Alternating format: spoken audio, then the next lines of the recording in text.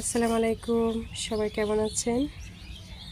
আজকে বিরিয়ানি করব মাটির চুলায়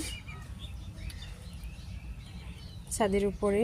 ভাবলাম আপনাদের সাথে শেয়ার করি, তাহলে সাথেই থাকুন। মাংসটা কষানোর জন্য এখানে আমরা তেজপাতা খাল দিলাম। মাংসটি কষানোর জন্য আমরা মাংসের যে মশলাগুলো এটি ব্যবহার করছি। মাংসের মশলাটা আমরা কষে নিচ্ছি, যেহেতু বাচ্চারা খাবে আমি মশলা কমই দিলাম। এখানে আমরা মাংসটা ভালো করে কষিয়ে নেব। এখন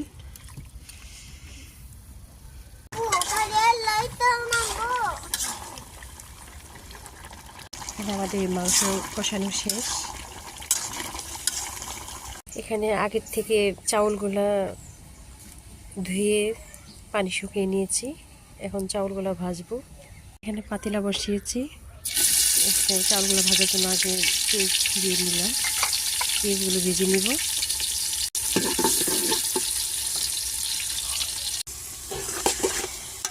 চাউলগুলো আমরা ভেজে নিচ্ছি। মাংস এখানে 2.5 কেজি, পোলাও চাল এখানে 1.5 কেজি দেওয়া হয়েছে। চাউল ভাজা শেষে এখানে পানি দিয়ে দিলাম। এখানে মাংসগুলা ঢেলে দিলাম।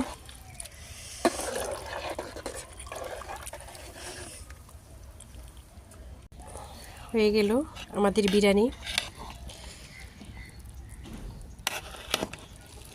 জানি না কেমন হয়েছে।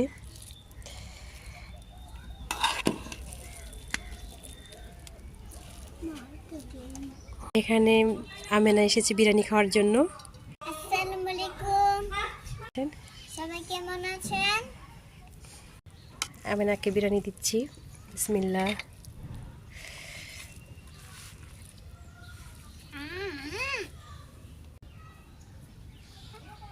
গরম লাগে।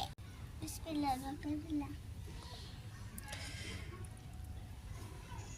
আমি অনেক স্বাদ হয়েছে। আল্লাহ টাটা।